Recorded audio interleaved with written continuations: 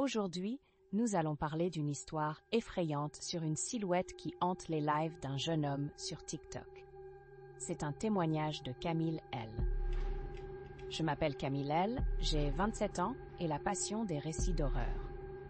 Depuis mon adolescence, je traque les histoires qui me font frissonner.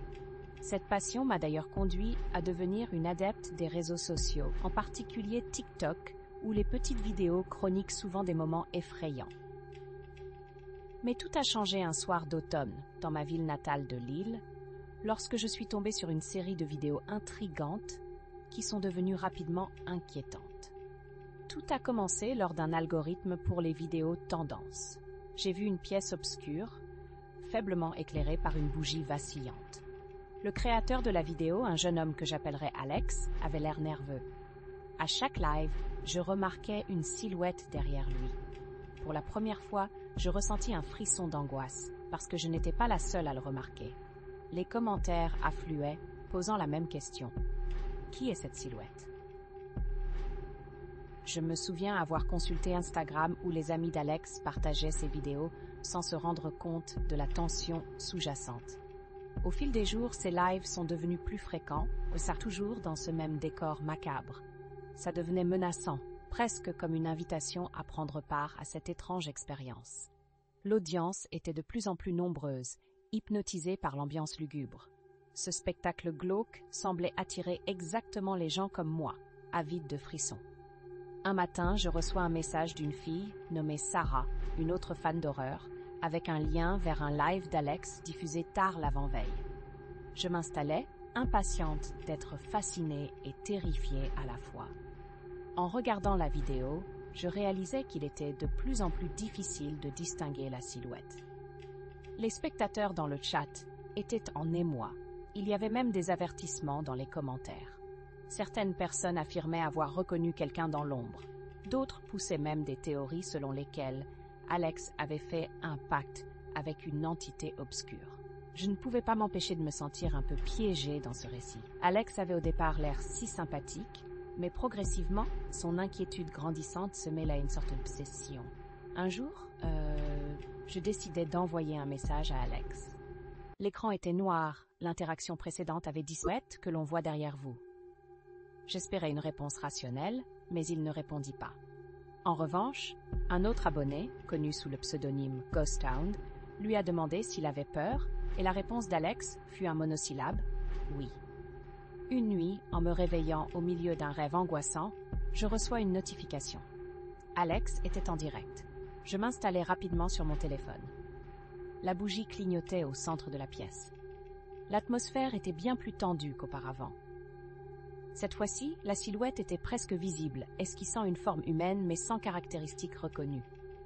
Au moment fatidique, Alex se leva, les yeux grands ouverts, regardant droit derrière lui. Il murmura « Je ne peux pas la laisser entrer ». Je réalisais que mon cœur battait la chamade alors que je regardais, hypnotisée par le spectacle. À ce moment-là, je compris que quelque chose se préparait. Il semblait que cette silhouette avait une volonté propre. J'ai reçu des messages de panique dans le chat.